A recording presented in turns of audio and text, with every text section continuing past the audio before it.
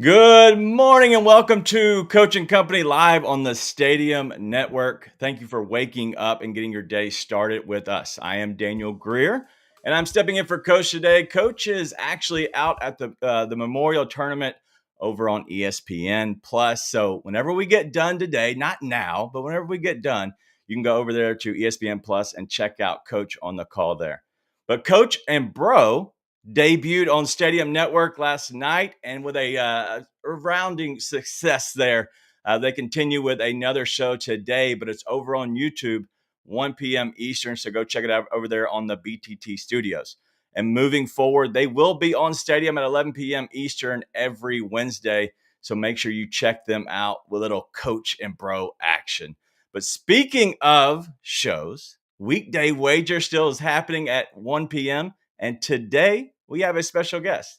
Big Chuck's on with me today as we dive into the games and then drop some free plays just for you. And then the guy who we have on today here at Coach and Company, he'll be with us. Weekend Wagers on Friday. Yeah, it's Seabass is going to join us. He's going to join Mark and I. And I promise you, you do not want to miss that show. All right. Well, with all the positive happening, we also have the negative. And the negative is a little 2 and 5 day. And honestly, that's why Coach isn't here. It's because he wanted me to come on and give a little bit of the pep talk to the guys. And today, they're jacked and they're ready to go.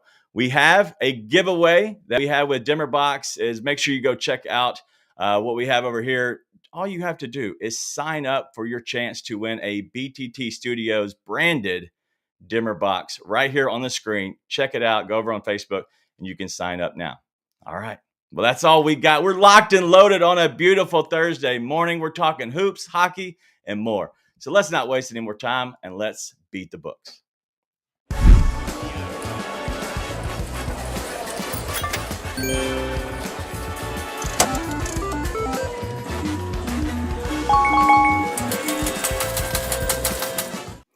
Oh, look at these fellas.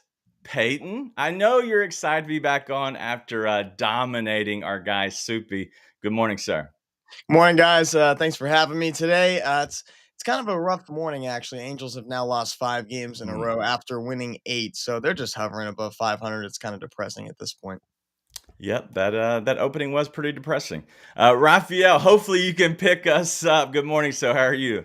Good morning, guys. It's a great Thursday. Good morning, Coaching Company. It's going to be a great day because we have basketball. We have maybe an NHL series to be over. Very light baseball card. I'm a little sad at that, but we got some WNBA action as well. Ooh, WNBA. We know the guy next to you loves some Angel Reese. Good morning, Seabass. I do love Angel Reese, but there's another lady that's playing tonight that I like a little bit better. But listen, the last 2 days I've been on the show have been absolutely horrific. I think 0-4 in all my plays. And I think it's because I didn't have on a hoodie and I wasn't wearing a hat. So I brought them both back today and get some winners. Hey, listen, I love it. Whatever superstitious that you got to add to the show, I love it. All right, well, the last guy on the very end, Mark Zeno. How are you, sir? I'm a Knicks fan. I'm miserable. So that's all I have to tell you. Are you feeling good or bad? Just initial thoughts about the game tonight. Yeah, good. Like awake for a colonoscopy, kind of good. Wow. All right. Well, hopefully we do not get into that part of the Knicks talk today. We'll stay away from that. But we do have our picks. And so, Peyton, you're right next to me, sir. So I'm going to go ahead and let you lead off.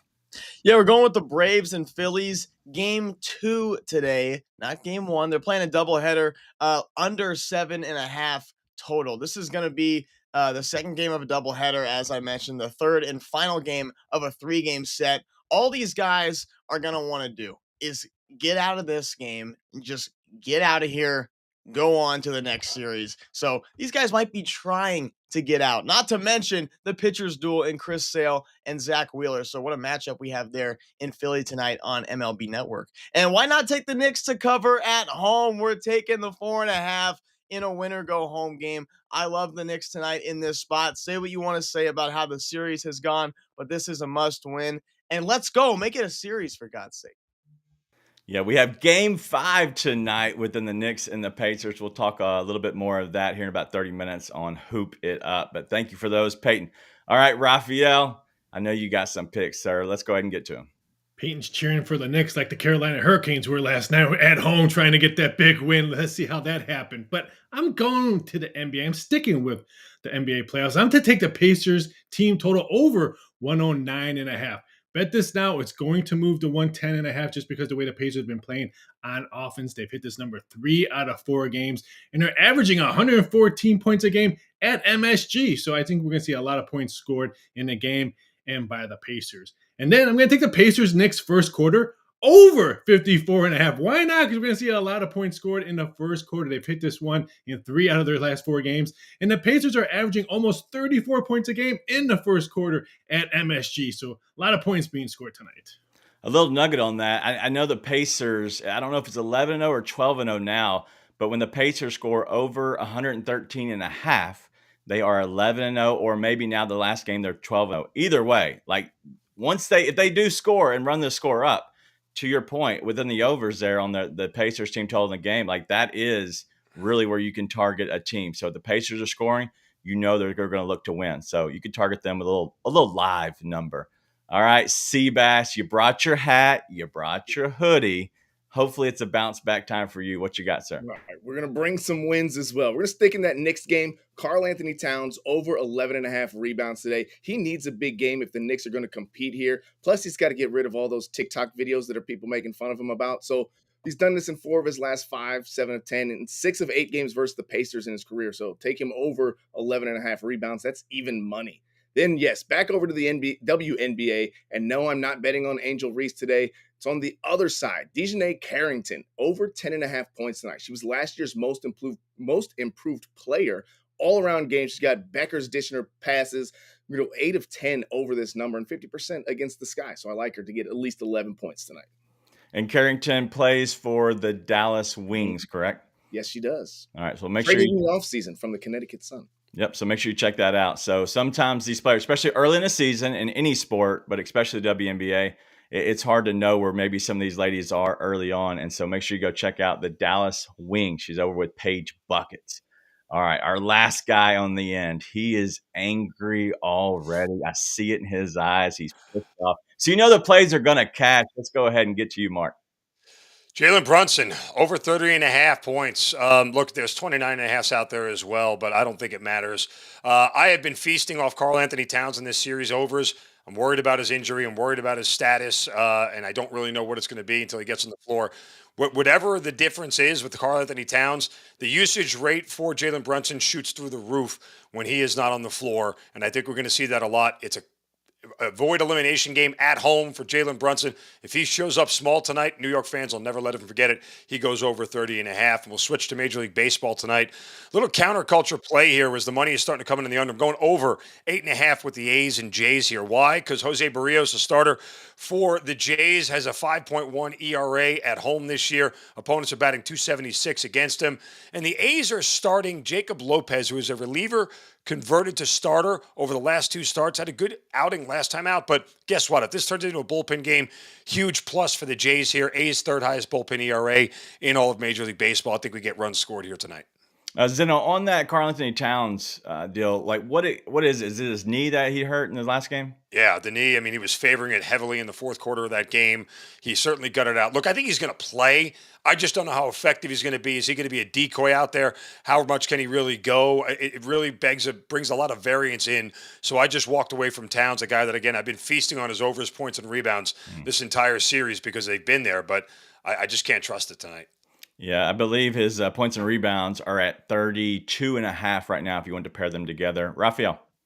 He was doing sprints yesterday at practice, light jogging, so he was limping afterwards, but Zeno's correct. He's going to play tonight in a must-win game.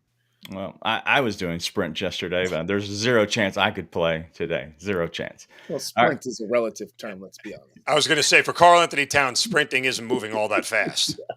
Yeah, he was on the court running, though. Yeah, he's just moving just a little bit. He's going north and south.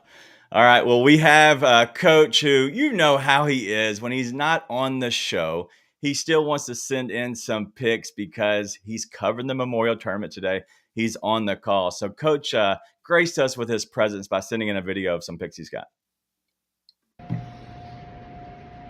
All right, what's good, everybody? For whatever reason, I continue to let DG in charge. I don't even know what I'm thinking, but as you can see, a little behind the scenes here at the PGA Tour headquarters, getting ready for the Memorial today. Now, this is one of several signature events on the PGA Tour this year.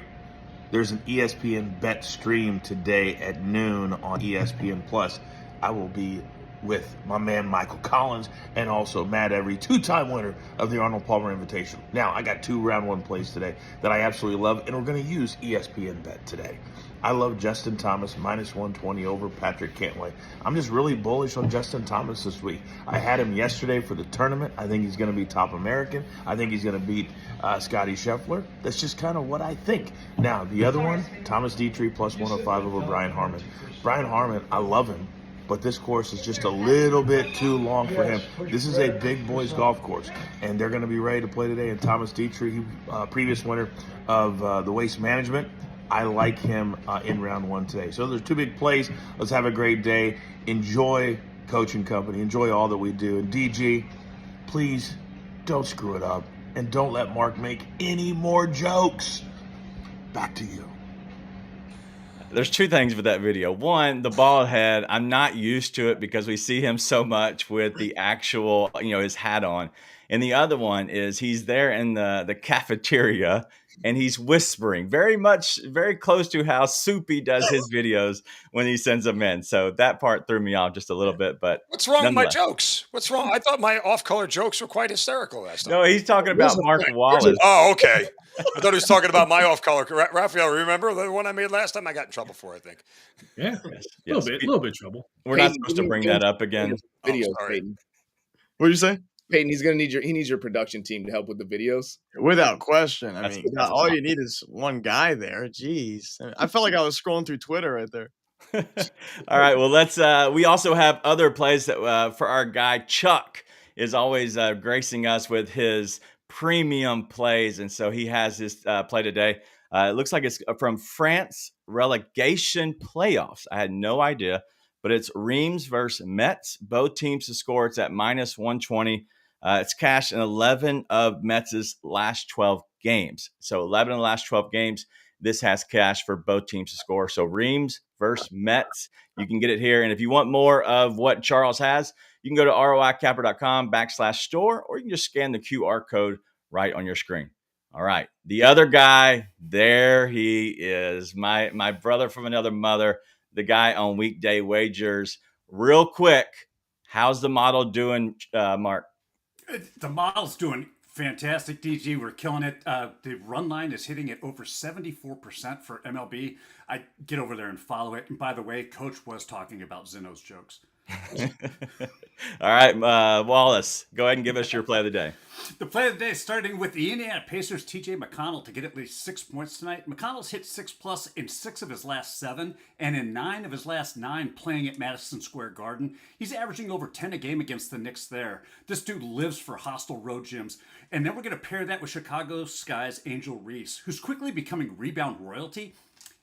Let's not talk about her layups. But tonight, we're just looking for her to get at least 12 rebounds. She's grabbed 12 boards in 9 of her last 10 and a perfect 4 for 4 this season with an average of 14.3 rebounds a game. She doesn't just crash the glass. She owns it. Put them both together, you got a plus 105 play that is numbers back, model approved, and ready to cash. And that's your Just a Stat Sports play of the day. If you want more of what the model has, you can go and scan the QR code on your screen now and get your first 30 days free. It's justastatsports.com. But go ahead and scan the QR code and you'll get your first 30 days free using the code BTT30. All right. We've had a fun morning so far, but it's just getting started. We're going to have so much more that we get into throughout the entire day. We're talking hoops in about 18 minutes. But right after the break, it's one word. 2 teams got into their finals, NBA, NHL, all of that, much more right here at Coaching Company.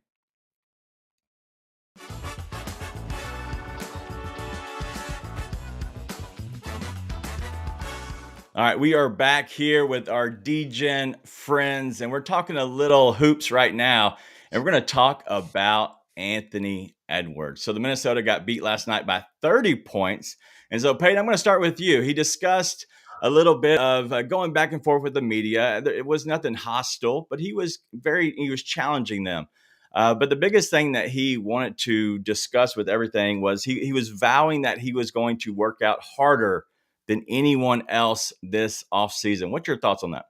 I'm just completely fed up with the Timberwolves effort last night. And yes, that includes Anthony Edwards. And he mentioned doing it for Mike Conley. Mike Conley had 0-0 and 1 assist last night in an elimination game. Yeah, do it for him. He sure did his part. But come on, guys. I was so impressed with with the Wolves until this series. I was Mm. impressed with them up until all of this, until they faced the Thunder. They looked absolutely defeated. But you have to credit the Thunder, who are going to the finals now. But I mean, I was just really, really upset with them. 9 points after the first quarter. Unbelievable. Yeah. Seabass, did we crown Anthony Edwards a little too early as the face of the league? I think so. I think the face probably should be the guy who he was up against on the other side that Mhm. just won MVP. I mean, Shea Gilgeous was looking amazing in this series. I just don't know what happened to Anthony Edwards. Too much on his plate, too much on his mind. I don't know, but he just did not show up in this series. Maybe gassed from the first two. I don't know, but I was a little shocked about his performance throughout that series. Zeno, what do you make of Anthony Edwards? He's still only 23. Is he still at his prime? He's still peaking, going up the trajectory that you want to see him go up. Yeah, of course he's still going up. There's no going down in this trajectory. But again, look what Anthony Edwards is dragging around here Mm. through the NBA playoffs. You're talking about a Julius Randle who at his peak can be very good, but other than that could be an abject disaster everywhere else. You're talking about a Rudy Gobert that is great defensively, but an offensive liability out on the floor, and a team that doesn't have a whole bunch of really good shooting around him. I mean, look, part of the reason why the Knicks made the deal they did is they wanted more shooting, and they have it in Karl Anthony Towns. And that was the trade-off that the Timberwolves made: more defense for less shooting. And Anthony Edwards can't do it all on his own. They've really got to. Minnesota really has to evaluate this roster. Let's hold and look at that. where Let's they're get going. back in 5 seconds.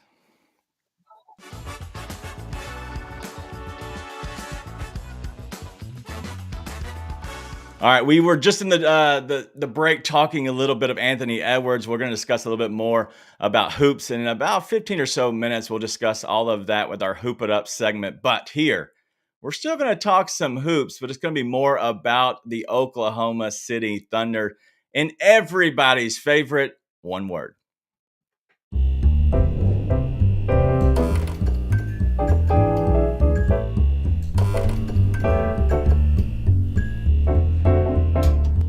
All right, boys, we have a little one word today, and the topics are going to kind of, will vary sport to sport for sure. But the first one, Oklahoma City Thunder. Peyton, and we're going to start with you and then piggyback as we go to Seabass and then Zeno. Oklahoma City Thunder, the youngest finals team ever, but it's their first finals since 2012. What do you make of this actual Thunder team this year? Not the past, but this year's Thunder team. Expected. Best team in the league all season, not even close. Pure domination on both ends of the floor. On the offensive end, you got yourself SGA, the MVP, best scorer in the league. And on the defensive end, all 5 guys guard you like they hate you. So what a season for the Thunder. And I'm so happy for those guys who were dialed in all season to accomplish what they've accomplished so far. But you would hear from every player, man, we haven't done bleep yet, but this was expected. A thunderous achievement for the Thunder team. I mean, a young team. I don't say I wrote them off during the year, but I just didn't think that they had the overall experience to get to the finals. I thought there would be a team in the playoffs that would knock them off just for being so young. But this is a great achievement for that team. Excited to watch them.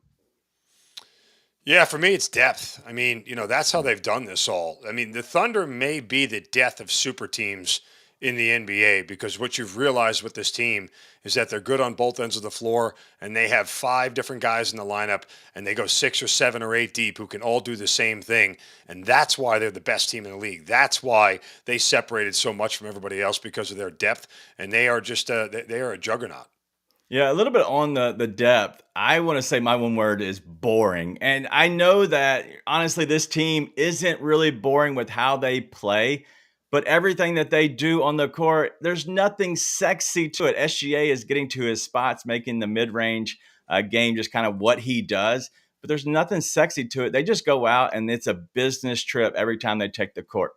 All right, another team that is definitely takes business to a whole nother level. We're going to go to the NHL.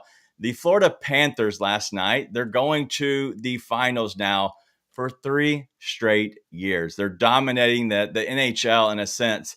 But I know Z-Man would be very happy about his Florida Panthers. So, Peyton, what do you make of 3 years in a row for the Florida Panthers?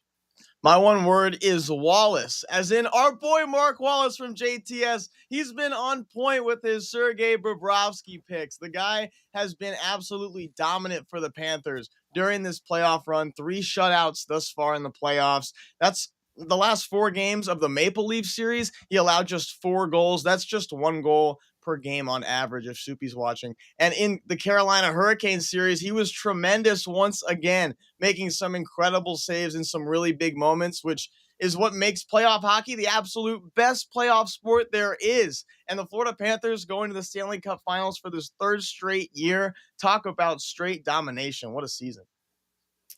That's a lot of words there, Peyton. I'm going to go with just one. Dynastic. If they win this game, if they win the finals this year, that's 2 out of the last 3 that they'll be NHL champions. And it's the creation of a dynasty in the NHL, something that you don't really see too often with the NHL. So excited to watch them. I'm going with Oilers, as in Edmonton, as in beat the hell out of this team. I am so hard rooting for Edmonton to beat Florida. I don't even want a Canadian team to win it because it's not good for the health of the game and the viewership of the game because no one cares about Canada in America, especially now. That said, I hope Edmonton beats the ever-loving snot out of Florida. Wow. All right. Already showing his hand, and I love it. Peyton, I want to come to you real quick, and I'm going to give up my time for my one word to ask a simple question. I'm a professional capper on weekend wagers, but that's a different show. But because I'm not here, I'm asking, is this a lot of the makeup of the same team and the same guys from the last 3 years, or have they kind of had an open door or brought in new guys and kind of taken the spots of old guys? Like, is it the same makeup over the last 3 years of the team? Well, on the defensive end, it's just been Bobrovsky, just absolutely fantastic. And you got to credit the Panthers defense, who have been staying similar all in the past 3 years. They've just limited the, I guess, quality of shots from opponents, and they're blocking, defensemen are blocking shots in lanes. It's really impressive to watch and making it a little bit easier on Bobrovsky, but there are a couple breakaways that we've seen recently and some huge saves from Sergei. So you got to give the goalie some credit. All right. Well, that's I want to get a little bit more in depth, especially the hockey around here. We don't dive in too well, and so I wanted to have somebody that's a lot smarter than me at not the capping part, but the actual breaking down the guys. All right. The third topic here, we're going to go into a little softball, professional softball. Well, we have the MLB is now doing a historic investment into women's softball. It's the AUSL, Athletes Unlimited Softball League, and so it will be a softball league that is made up of 4 teams. It's going to start actually on June the 7th. And so the fact that MLB is making a financial investment, but also marketing and trying to help professional softball, which helps a whole new area of life to market to of the fans. And so what do you make of this one, Peyton? We'll start with you. Astute, because it's a smart decision they're doing this. Why hasn't this happened until now is beyond me. The NCAA women's softball tournament is always a must watch because the girls can flat out play, but then once they hit their college careers and they're over, most of them are done. I mean, mark my words, guys, the girls are gonna just keep growing because Major League Baseball is stepping up with this astute decision. Great games in quaint little ballparks, and I am all for it. And opening day is only 8 days away on ESPN. Let's go. Repeat, as in this is a repeat of what the NBA did with the WNBA. I like the idea. I like the avenue of it. Don't expect it to really blow up and don't expect it to make any money. Just as long as we don't hear the talks about we need equal pay for this one too, I think we'll be okay. I do like the avenue that it provides for women to play and continue their softball careers. I think it's a great idea. Just don't look for it to make a ton of money.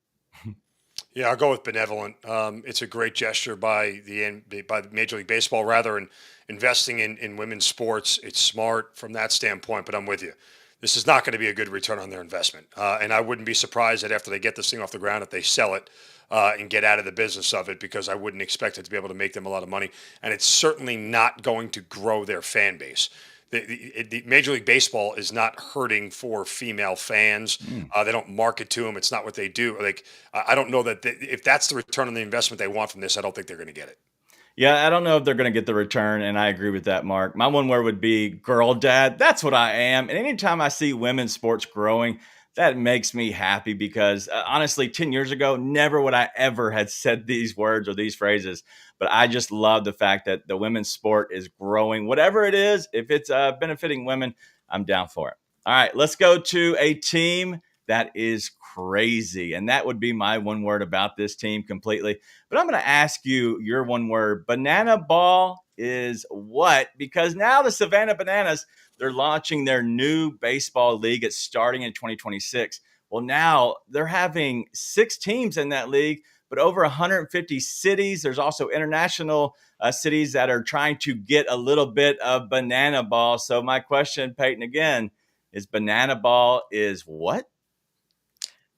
My question or my one word DG is going, because I'm going on Friday night when they come here and play at Angel Stadium. These Wow. guys are an absolute show. They're selling out every venue they're playing in. They sold out 80,000 at Clemson's football stadium. They're the Harlem Globetrotters of baseball. What Who doesn't want to host these guys? They're incredibly entertaining, but try and take a look at it from a baseball standpoint. What these guys are doing is incredible. A fly ball to the outfield, they tap it into the air, do a backflip, and then catch it. The pitchers are doing backflips on the mound in the same motion as they deliver a 90+ mile an hour fastball. The talent on the field is actually very impressive, and it's pretty fun to watch. The word is bananas. Bananas. Like, this is crazy. I mean, they're entertaining. I see all the clips on the TikTok and wherever else, and it's fun to watch. I doubt I'll go to a game, but that's just because I don't go to any games. I'd rather just stay at home. But I think it's great for them, and this is something that does grow a fan base and for the game. But yeah, watching the guy dribble between his legs and then throw it to first for the out from short, impressive. All right, I'll be the old guy. Get off my lawn. Overpriced, overmarketed, overvalued. I mean, here's the thing. You said it there, the Harlem Globetrotters. True. It was not impossible for me to get into a Harlem Globetrotters game. It is impossible. It is overpriced. It is nearly out. They've outpriced the marketplace for a dad like me with 2 kids to go to Savannah Bananas games. I'd love to go see it.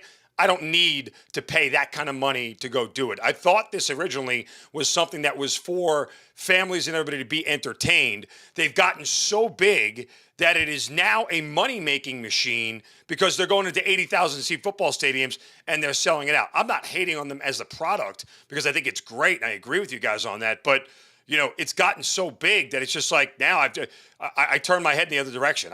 It doesn't interest me because I can't afford it. So on that, Mark, let's go back to there because I want to discuss that. Now that they're opening up a little bit more and they're having this baseball league, it should allow for more people to have jobs, Hopefully. right? Yeah, hopefully. That's one of the biggest And things. again, and I don't disagree with anything that the guy said. I mean, they're 100% right. The entertainment is off the charts. Yeah. I've seen the videos on, but to take my kids to it, it's become such a. I can go to a Yankee game for the same price, for crying out loud. Like that's ridiculous to me to see a game that doesn't count versus a game that actually does.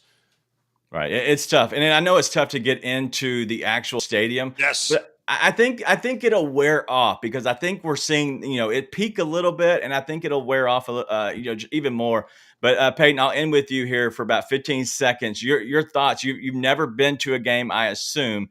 And so, one, can we get some live video of what's happening with you? But with just kind of your excitement level, just overall getting to go. 15 seconds. Yeah, no, I'm just excited to see when guys come up to the plate and just everything in between at bats is going to be really fun to watch. And their in-game entertainment, I heard, is off the charts. So that's what I want to see, and that's what I'm interested in. Yeah, it should be a lot of fun, and I'm impressed. I'm a former college baseball player. I'm impressed by what they can do. What they're doing is not easy. I know the pitching is a different level; it's not as tough, but overall, what they're doing, the tricks they're pulling, is nuts. All right, well, we have so much more we want to get into. We're talking hoops right after the break, so make sure you stay with us right here at Coaching Company.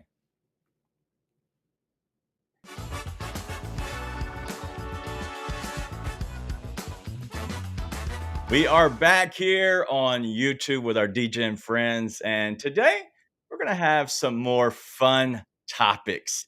We're going to get into a little NFL. We're 58 days away from training camp. Yes, we're actually counting down the days, and we are going 5 wide plus me. And so we're going to go around. And so a little bit shorter, fellas, but I have a simple question. Who is your team to beat right now in the NFL? You got to pick one team. Peyton, we'll start with you. The team for me has to be the Eagles. They're the best team right now. Why? Because there's not many roster changes and they just won it all. Everyone who's not on the Eagles hates them. Got to be the Eagles for me. I think maybe the Ravens are going to be. This is their year. Lamar Jackson, they really need to step up. I think they have a real shot to battle for the NFL title this year. I mean, again, how can it not be the Chiefs? That's the ultimate dragon you need to slay at this point in time. Like, until you eliminate them, you're not going to win anything. And, sad as that is, because they're really annoying, and I've had Chiefs fatigue beyond belief, but until you eliminate the Chiefs, you haven't beaten anybody. Raphael. Well, Zeno's the old man and the brown noser in today's show, but I'm taking the Buffalo Bills. They're finally going to win something. Mark. Raphael stole my thunder. I'm going Bills. I think that they were so close last season. They are on the precipice of being one of the great teams. I'm going to go the Dallas Cowboys. I'm kidding. I am kidding. Sorry. Did you see everybody's reaction? Yes, that is my heart. That's where my heart wants to go. You need a heart transplant. We're barely beating over here. An organ donor. So, all right. So we had the Bills, the Eagles, the Chiefs. Seabass, who'd you say? The Ravens. The Ravens. I think that every team obviously has a real chance that everybody discussed.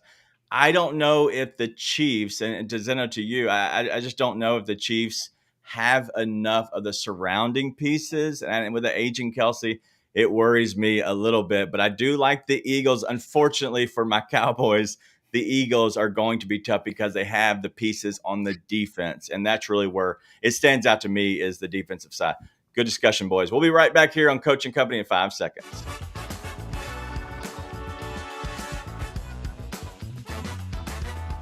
All right, as lines move, we want to make sure we bring in our numbers guy, and we have Raphael with us. So we want to go ahead and discuss a little bit of what's happening. So lines do move.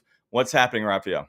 I don't think the current one has been moving since the show has started. The Pacers money line has moved 40 cents. It opened up, you can get plus 185 at one time. It has moved 40 cents because everyone, why take the Pacers plus the points? They're just getting, hey, give me the money line. They're going to close out. For the game itself, this one opened up at 5. BetMGM, I believe, is 1 or 2 books that still has 4.5. Everybody else has 4. We could see 3.5 just because how heavy the books are on the Pacers money line. And then Brunson, Zeno was correct. He needs a big game. He opened up a total of 30.5. This will be 31.5. I wish I got that 28.5 that one book had overnight yesterday. Game 1, 43 points. His total was 28.5 that day. Game 2 at home, he had 36 points. Grabbed a 30.5 now. It ain't going to be there much longer. Wow. All right. So obviously that we had the Oklahoma City Thunder now punch their ticket to go to the finals. If Indiana punches their ticket tonight, do we have any futures, any numbers on that? 1 and 2 books put up $4 yesterday as OKC series price against the Pacers. Now, it all depends what happens tonight, if things are going to change.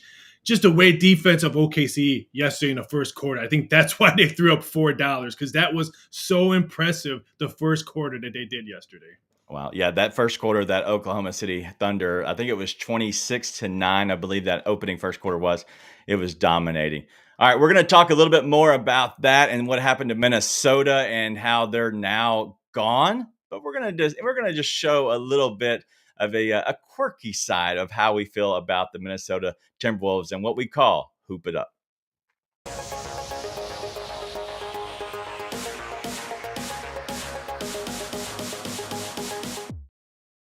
All right, the boys are back with me. The Minnesota Timberwolves, 30 points in a game 5. That was the deciding game. It was a gentleman's sweep. But producer man worked his little magic here, and we got some. I want to take a quick look at our Minnesota Timberwolves players. It's a little 1-2-3 Cancun, and I just think that they're already. I think before that game started last night, they were already out in Cancun. And so as he's working on that, Peyton, your thoughts on their performance? Here it is. All right. You have the postcard from Cancun. Nas Reed's in the back. But those are the guys last night. You have Mike Conley, you have Anthony Edwards, Naz Reid, Randall, Gobert, all of them there. And so last night they had a little 1-2-3 Cancun game. Peyton, your thoughts just overall about this Minnesota team? Did they give up or they just dominated? Well, first off, in no way am I a Minnesota Timberwolves fan. I'm just going to put that out there right now. But what the heck was that? I mean, way to show up, guys. Like, you're telling me that before the game, Chris Finch is in the locker room, getting his players all fired up, ready to come out, shock some people? No. What do the Wolves do? They come out and put up 9 points in the first quarter, 32 in the first half. Absolutely embarrassing performance. Besides the Clippers and Nuggets series, the Western Conference playoffs has been an absolute snooze fest this season. And that just continued what's been going on that side of the NBA. Seabass, is this more about Minnesota just not being good enough, or is it OKC that was just dominant to this team? In all honesty, I think it's both. I mean, OKC is a phenomenal team as we've seen. I think the lack of scoring from Minnesota, you could put some of that to the defense of OKC because look, Minnesota didn't look this bad against Golden State. Granted, Steph Curry went out, which helped them, I think, a lot in that series, but they didn't look that bad against the Lakers either. And to go out there and do all that, excuse me, I think you got to give a lot of credit to that OKC defense and being able to just possession by possession by possession, wear them down physically, mentally, and just put them out of their misery. That OKC defense has Seabass all choked up over there. How dominant is this OKC team? Because now they're entering into the finals. Do you think that they are just truly just the dominant team this year in the NBA? Yeah, and they have been all year long. I don't think anybody's questioning that. I mean, when we look at what Oklahoma City did, as Seabass said, it's a combination of two things. It was how good Oklahoma City is and how much Minnesota has some things to work on. Look, Anthony Edwards really has to ascend to another level. He's to be 24 next year. These type of players hit their peak between 24 and 26, but as I said earlier, there's a lot of things wrong with this Timberwolves roster. You're paying Naz Reid $30 million. I mean, again, you have Rudy Gobert, who is great on defense. He's such a limited offensive player. Julius Randle. It can be an absolute train wreck, but pretty awesome at his peak. That inconsistency will kill you. So there's a lot here for Minnesota to work on going forward. They're not that far away from being at the top of this conference, which isn't saying much because after Oklahoma City, it's pretty flat across the board. But they're right on the doorstep. Speaking of that, I want to go back into this real quick, and I'm going to go across the board, between y'all. But Peyton, I want to start with you. We now have a Julius Randle. You were talking about earlier. Julius Randle player option for $30 million. We have Naz Reid, a player option for $15 million, and then Nickeil Alexander-Walker. Three of their guys that are in their top 7 of their rotation, and honestly starters, except for Nickeil Alexander-Walker and Naz Reid are not starters, but Julius Randle is. Do we think that this team could actually come back? Because I'm curious if any of those three return next season. Peyton, do you think that they have a chance to make another return to be a dominant team and make the conference finals 3 years in a row? Yeah, I think they can come back. And why? Because I think they do like being there, and you can see that they like being there. They see that they're that type of team. Not quite the Thunder camaraderie, right, but that's what they have there in Minnesota. And Randall, man, 5 points in a couple games ago, and then they lose by 30, and he just has 24. Like, where did that come from? But those are 3 really important pieces for Minnesota. Probably the 3 most important when you look at guys besides Anthony Edwards. Seabass, do you think that they can return again? I think a lot of it comes down to Anthony Edwards and what he wants and what he needs around him to be the special player that he is, right? You have guys like your MJs, your Kobe's, your LeBrons, that some of them need another guy around them that can, when they're not having the best game or just need a little extra pick-me-up, there's another guy to rely on. And the inconsistencies of Julius Randle, especially in this series, I think what 6, 17, 5, and then 24 last night. I mean, you can't be successful if your guys aren't consistent. So I think a lot of it's going to come down to Anthony Edwards and what he wants and who he would like to have back. Zeno. Yeah, again, I mean, look, I think this team needs more shooting. I think there's some roster construction things that can be looked at pretty seriously. You're not going to dump Randall; he's still going to be there. But is it worth it to pick up a guy like Naz Reid, who, when he did provide the shooting from 3 in games, they were a completely different team. But when he's off and he's missing, it totally changes the game for Minnesota. And as Seabass just said, the inconsistency is really what has plagued them night in and night out. If you look at who they were when they started this season, from like Christmas on, they were two completely different teams. And you just can't do that and expect to win in the NBA postseason. Yeah, there's a lot of questions surrounding that. We'll see. But with A-Rod being the new owner, now maybe they could bring in some free agent, some lore out there. All right, we have this game that is tonight. It is Game 5, and we're going to start off with our guy, Zeno. You have the lines on the screen right here. So, Zeno, your thoughts. Do you think that would you look at the Knicks on the spread of the money line for the Pacers? Any way you're going with this, Zeno? I have zero interest in laying points with the Knicks. Zero. I mean, I'm a Knicks fan. Forgive some of my fandom. I just, look, there's a world where the Knicks win and cover this game. I don't think it's impossible. And I really love Raphael's pick of the Pacers team total over 109.5. There's only 3 times this postseason they didn't get to this number. They lost all 3. They were all game 3s. The first 2 they got blown out in, and the third one, they were up by 20. The pace died. The Knicks came back, and they only got to 100. Like, there's one of 2 things that happens to the Pacers tonight. They blow past 110, or they barely even get to 100. And if that's the case, then the Knicks can still win both those games. Again, laying points with New York here tonight doesn't feel great against a team that they have proven to this point they can't stop. Indiana can only beat themselves. All right, Peyton, I'm going to go to you here. Where do you go with this game? Well, you guys know my best bet of the day, Knicks to cover. I really love Brunson in this game tonight. The Knicks are going to ride or die with this game. No matter if his points number is 31, 32, 33, who cares? He's having 35 tonight. He's what's gotten the Knicks to where they are in the Eastern Conference Finals. He's what they'll be relying on all night. There's no reason to overthink who to target. Jalen Brunson is the guy tonight, without question. All right, we're showing the points and different things on the screen. You can go many different ways. We have we're locked in at BetMGM right now. So, Seabass, are you attacking this game by spread or money line, or are you looking at maybe some player props? I'm not attacking this game in any way, shape, or form other than Zeno's play of Jalen Brunson, which I already locked it in during the break so I could get that 30.5 number before it goes up. But like Zeno said, I'm not touching the spread on this. I think the Knicks can pull this one out, but they haven't shown the capability yet. And Indiana has shown, doesn't matter how much they're down by, 20 plus, they can still come back and win this game. They've done it against the Knicks. They did it against the Cavs. It's just I'm just going to be here for the pure enjoyment of the game tonight. Zeno, how else would you attack this player prop wise? Because obviously everybody can see the numbers on the screen, whether, if you're going with the Brunson, like you said earlier, but how else would you attack this? Are you looking at points, rebounds, assists? Like, are you looking at the ancillary pieces, the guys surrounding the main names? Like, how would you attack this game? Halliburton over 9.5 assists. Okay. I mean, look, he's averaging 11 for the series. And this is a guy who, if he's not going to do it himself, he's certainly making players better around him. The overrated moniker for Tyrese Halliburton is long gone at this point in time, but he is a facilitator on both ends of the floor. And I think if the Pacers are going to continue to push the pace and score at the rate that they have been this whole series, it's because Halliburton is keying the offense. All right. Well, that number is juiced over at BetMGM at minus 145.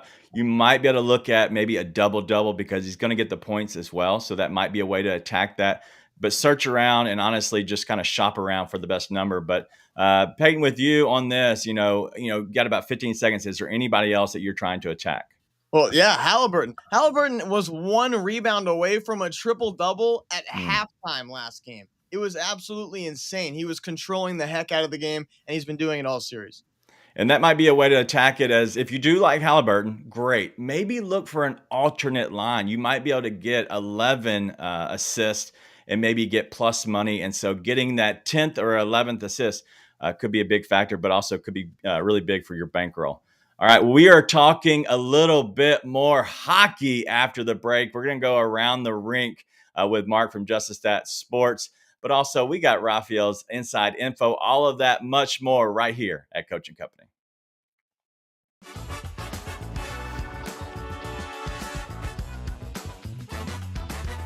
All right, we want to bring all the guys back on because we're having a little bit more fun in the breaks here with our DJ friends. But Peyton, I'm going to start with you.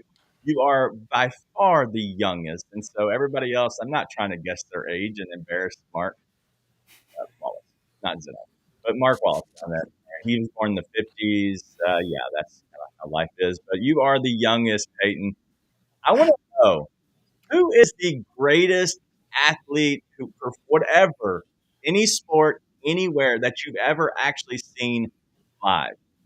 Well, I got to see Aaron Judge play the last 2 days in a row at Angel Stadium. Angels got swept by the Yanks. Thanks for bringing it up. Awful, just terrible. But the best player I've ever seen has to be Shohei Ohtani. He's the best player of our generation and possibly ever. I mean, think about it. You can't get the guy out. And if he comes back and pitches remotely close to having the stuff he had when he first started on the mound this league, it's not going to be fair. Shohei Ohtani, without question.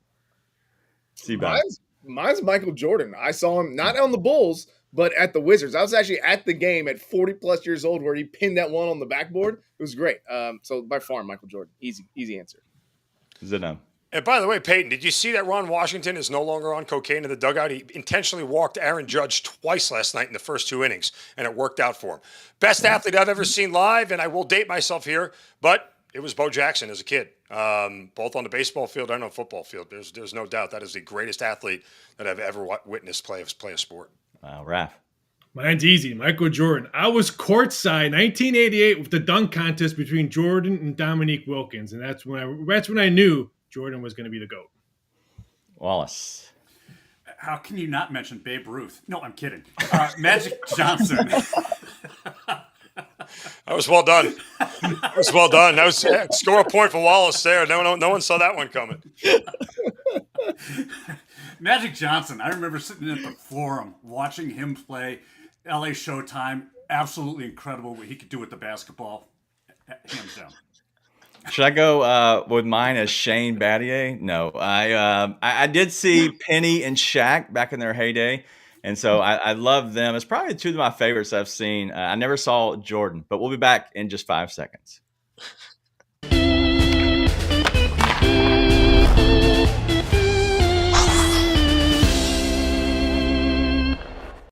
We're having a lot of fun on a Thursday, and we have a very important game tonight in the NHL. So it's Game 5, and Mark from Justice That Sports, we have a little around the rink. Where are you taking us today? Let's get this skate started simply with the Edmonton Oilers on the money line at plus 115. The Oilers had the Stars on the ropes, and tonight they're going for the knockout. They're up 3-1 in this series. Edmonton's firepower has overwhelmed Dallas, and here's the kicker. The Stars are 0-16 all-time when trailing 3-1 in a playoff series. That's not a trend, that's a curse. Add in the value at plus money, and this is a finishing move at plus value. We're going to pair that with Connor McDavid and Leon Draisaitl to each get at least 1 point in this game at plus 112. McDavid and Draisaitl, they're a two-headed hockey monster, and they've been terrorizing this defense all postseason. Draisaitl's got points in 11 to 13 games. McDavid's been dishing out dimes like Gretzky on cheat mode. I love this spot for both of them to go off tonight and close the series out in Dallas. All right, so we're looking at a closing of a series. Let's talk about last night's closing of a series. We had the Panthers, just completely dominant. And I do believe me and you over at Weekday Wagers, we called it for 5 games, a gentleman's sweep over there. And so what do you make of the Panthers' dominance over the Carolina Hurricanes? I just think that what the Panthers have done this offseason and all the way up to the trade deadline, specifically the addition of Brad Marchand from Boston, has done nothing but seal up defensively and offensively a already overwhelming offensive team to begin with. You got Bobrovsky in goal. He has been lights out. I just think the Panthers are the team to beat, and I think the Cup stays in Florida. All right. Well, so speaking of that, we obviously like the Florida Panthers, and you think that they take down whether it is Edmonton or if for some odd reason the Dallas Stars can bounce back. The game tonight, you've already given your plays, but you're thinking this is a closeout game. The Edmonton Oilers are a plus 110 on the money line. So if you want to go ahead and grab them to win the game at plus money, is that a good play, or maybe it would be a total of over 5.5? I love the Edmonton Oilers money line here. I also would sprinkle the puck line. Look, these playoff games, the goalies are getting pulled. You're seeing a lot of empty net goals. In fact, over on BetMGM, you can actually wager, and I believe it's at -110, if there's going to be an empty net scored. And for plus money, you can pick the team to do that. So I'm all in on Edmonton here, and I'll be sprinkling on a couple of those bets as well. Wow. So make sure all about just kind of educating everybody on how to take advantage of certain plays.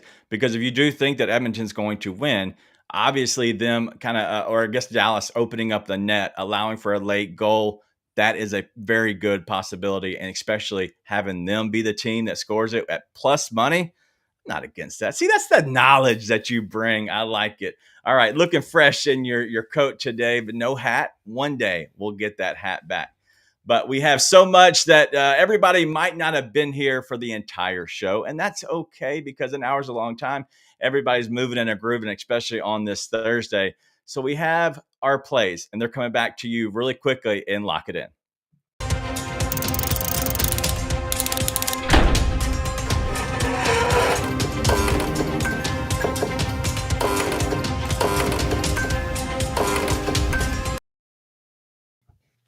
All right, we have the plays here on the screen. I'm going to start off with Big Chuck's play, Reims Mets. Both teams to score -120. I had no idea that this league actually existed until today, but you can go ahead and get that in. And also, if you want more plays from Chuck's store, just go ahead and scan the QR code, roicapper.com/store, and you can go ahead and sign up today and get more from him. Peyton, if you'll go ahead and continue, sir, what you got? Going Braves, Phillies under 7.5 in a pitcher's duel. Zach Wheeler against Chris Sale. Just remember, this is game 2 of the doubleheader. And a must-win for the Knicks tonight. I got them leading pretty much the entire game and actually sustaining their lead tonight. Knicks to cover the 4.5. That Braves-Phillies game, game 1 starts off, I believe it's 1 p.m. Eastern. So make sure you understand this is for the game 2. All right, Raphael, go ahead and lead us off next. Give me the Pacers team total over 109.5. I would even look at 110.5 at plus money. I think they just have a really big field day. And Zeno approved, so why not bet the 109.5? And then give me the Pacers Knicks first quarter over 54.5, laying the 3 nickels. The Pacers are averaging almost 34 points a game in the first quarter. Zeno. Jalen Brunson over 30.5. I think we're all in agreement here that if the Knicks are going to have any chance to keep this thing alive, he's got to go way over that number. A's and J's over 8.5. You get a Jays team that scores more at home with a bad starter and a 5.1 ERA in Jose Barrios. A's score more on the road. They have a suspect bullpen. We should go over 8.5 here. All right, Seabass, where are you going?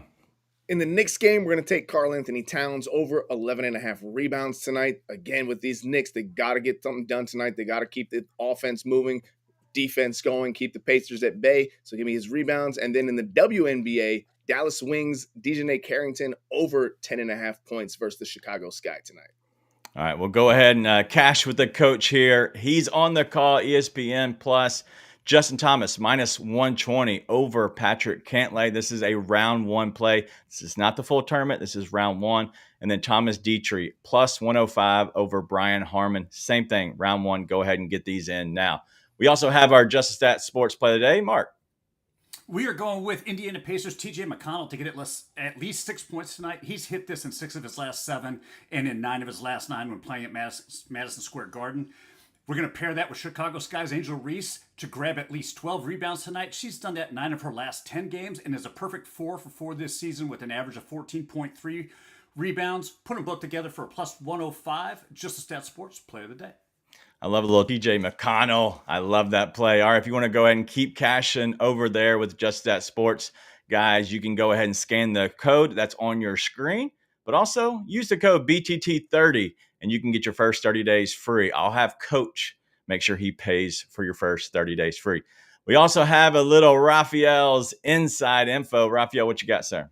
The Seattle Mariners' last 11 interleague home games, 9 of them have gone over the total with 2 pushes. These teams played 3 times already, and the winner has scored 9 runs in each game. So why is this total 7.5?